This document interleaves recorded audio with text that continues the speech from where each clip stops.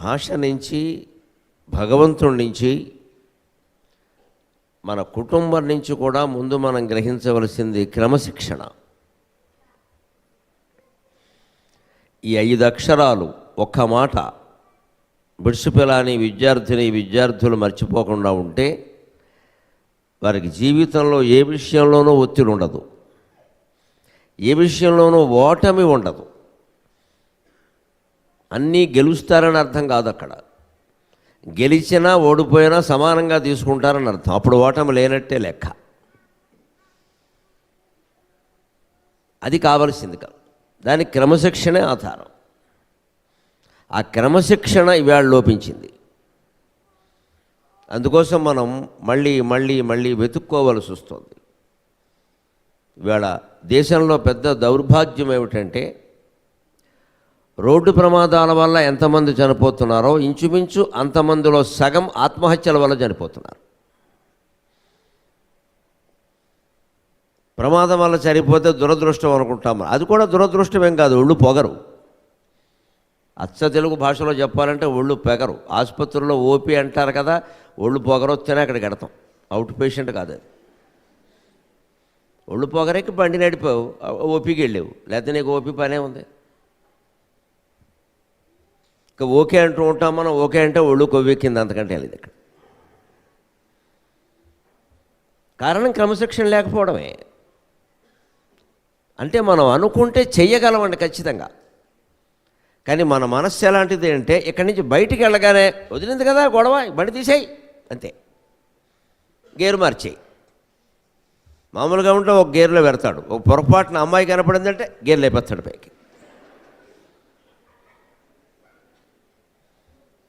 ఈ రకమైన ప్రదర్శనని అమ్మాయిలను నమ్మడం మానేసి 30 ఏళ్ళు అయింది. ఇంకా అమాయకంగా ఉన్నారు అబ్బాయిలు ఇక్కడ.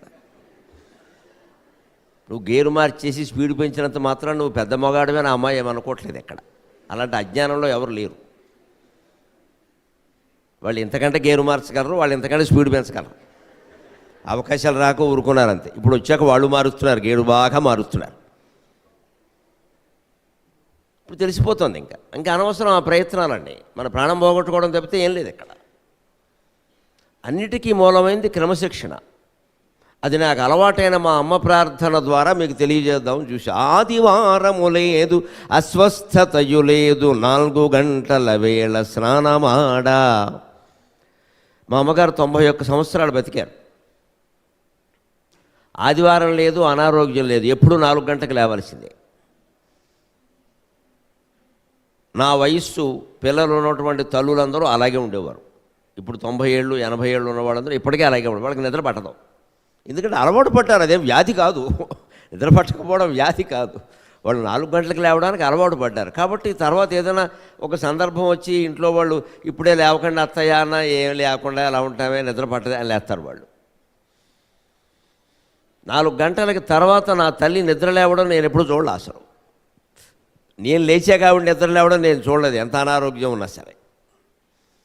పైగా అప్పుడు వేడి నీళ్ళు చన్నీళ్ళు ఏముంటే స్నానం చేయాల్సింది. ఇంకా మళ్ళీ వేడి నీళ్ళు కాగలేదు, కాగేది ఏమిటి, పోసేసుకోవడమే అంతే. నేను నా మునిగిన వాడికి చలి ఏమిటి అనేది. చన్నీళ్ళు అలవాటు పడితే కష్టాలకు కూడా అలవాటు పడతాం. కష్టాలు ఎలాంటివి అంటే చన్నీళ్ళు లాంటివే. 4 చెంబులు పోసుకున్నాక చన్నీళ్ళలో చలి ఉండదు. 4 కష్టాలు వరుసగా వచ్చాక కష్టాలు కూడా కష్టాల్లో ఉండవు, సరదాగా ఉంటాయి. చన్నీళ్ళు అలవాటు పడితే కష్టాలు తెలుస్తాయి. 4 చెంబులు పోసుకునే వరకే చలి. ఇప్పుడు అంతా వచ్చేది చలికాలమే కదా. కానీ అయ్యప్ప దీక్షలు, ఈ దీక్షలు పట్టే వాళ్ళని మీరు గమనించిన వాళ్ళు 4 గంటలకే స్నానం చేస్తారు, చన్నీళ్ళలోనే చేస్తారు. వీలైతే ఏదైనా కాలువ చెరువు ఉంటే అక్కడికి వెళ్ళిపోతారు వాళ్ళు. మరి ఎలా చేస్తున్నారు?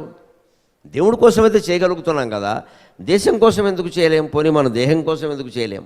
అనుకుంటే చేయగలం. 4 గంటలకు స్నానం అయిపోవలసిందే. ఆ వెంటనే విష్ణు సహస్రం పారాయణ, మొత్తం 108 శ్లోకాలు. తర్వాత భగవద్గీత 1 అధ్యాయం. అవి నోటుకొచ్చు. 18 అధ్యాయాలు నోటుకొచ్చు. ఉరికే పుస్తకం అక్కడ ఉంటుంది అంతే, నోటుకొచ్చు. రోజు చదివితే రాకేమవుతాయి.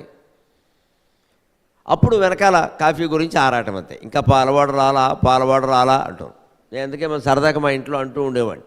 మా ఇంట్లో 5:30కి ముందు పాల సముద్రంలో వాడికి సహస్రం, 5:30 తర్వాత పాలవాడికి సహస్రం అనేవాడిని. 5:30 కంటే ముందు పాలసముద్రంలో వాడికి సహస్రనామాలు ఓ సహస్రార్చి సప్త జిహ్వసప్త యథా సప్తవాహన అమూర్తిరణకో అచింత్యో భజగురుద్ భజనాశనక అణుర్బృహత్కృషి స్థూలో గుణభృన్ నిర్గుణో మఘాన్ అధృతస్వధృతస్వాస్యక ప్రాగ్వంశో వంశవర్ధనక ఇలా వినపడుతూ ఉండేది. 5:30 దాటేసరికి వీడు రాడరా, వచ్చినా నీళ్లు పోసేస్తాడు, చెరువులో నీళ్లు రోజు అదే కాఫీ తాగుతూనే బాగున్నా సరే అదో అలవాటు అంతే. కొంతమందిని అనుకుంటూ ఉండడం మనకు అలవాటు, వాళ్ళు ఏమైనా సరే అంటూనే ఉంటాం వాళ్ళు అలాగే. అది తిట్టుకోవడం కూడా ఒక అలవాటు. అలాగేదో అంటూ ఉంటాను. అందుకని నేను అనేవాడు 5:30కి ముందు బిఫోర్ 5:30 విష్ణుమూర్తికి సహస్రం, 5:30 తర్వాత పాలవాడికి సహస్రనామాలు అంతే. అదో క్రమశిక్షణ. అంతకంటే గొప్పది శారీరక శ్రమ. ఇవాళ గమనించండి దయచేసి యువతరం అంతా, మనకు అనారోగ్యాలు ఎందుకు వస్తున్నాయి? 30 ఏళ్ల వాడు గుండెపోటు ఏమిటండి? ఆశ్చర్యం కదా, చాలా బాధాకరం కదా. పైగా గుండెపోటు విషయంలో శాస్త్రజ్ఞులు వైద్యులు పేర్కొన్నది ఏమిటంటే అది 80 దాటాక వస్తే రిస్క్ తక్కువ. 60, 70, 80 దాటాక వస్తే రిస్క్ తక్కువ, వాడు బతుకుతాడు. 30 ఏళ్ళ వాడికి వస్తే బతకడు. ఎందుకంటే ఉడుకు రక్తం ఉడుకుతోంది ఇక్కడ. దానికి అడ్డం వచ్చిందనుకోండి టప్పని పోతాడు. అంటే ఆ వేగం, ఆ ఉద్వేగం, ఆ శక్తి నష్టానికి ఉపయోగపడుతున్నాయి, లాభానికి కాదు. 80 ఏళ్ల వాడికి వచ్చే ఒక ప్రయోజనం ఏమిటంటే గుండెపోటు వచ్చిన ఆ పోటు వాడి మీద పనిచేయడానికి కూడా ఒక అరగంట పడుతుంది నెమ్మదిగా. ధాతుషు క్షీయమాణేషు, ధాతువులన్నీ క్షీణిస్తూ ఉంటాయి. కాబట్టి ఆ పోటు ఏదో వాడి మనస్సుకో వాడి గుండెకో చేరడానికి కూడా ఓ పావు గంట అరగంట పడుతుంది. ఈ లోపు ఏదైనా వాడు బతికించవచ్చు, అసలు వాడి సంకల్పం వల్లే బతకచ్చు. ఎందుకు యువతరానికి రాకూడని వ్యాధులు, క్యాన్సర్లు వస్తున్నాయండి? ఇంకా ఆశ్చర్యం, చాలామంది మగవాళ్ళకి 25 ఏళ్ళకి బట్టతలు వస్తుందమ్మా. అమ్మాయిలు కాస్త చూసుకుని చేసుకోవడం మంచిది. నువ్వు ఎవరిని చేసుకున్నా రావడం ఖాయం, అనుమానం వెళ్ళలేదు ఇక్కడ.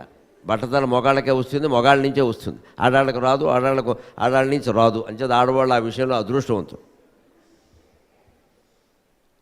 వయస్సులో ఉన్న వాళ్ళకి ఎందుకు వస్తున్నాయండి? కారణం, పూర్వం వాళ్ళు శరీరాన్ని శ్రమపెట్టి మనస్సుకు విశ్రాంతినిచ్చారు ఆధ్యాత్మిక పరిజ్ఞానం ద్వారా. ఇవాళ మనం మనస్సును విపరీతంగా శ్రమ పెడుతున్నాం, శరీరానికి విశ్రాంతినిస్తున్నాం. కారణవది గమనించండి. ఇలా మీరు క్లాస్ రూమ్లో కూర్చుంటే పర్వాలేదు, ఇంకెక్కడా బయట కూర్చుని ఉండకూడదు, తిరుగుతూనే ఉండాలి.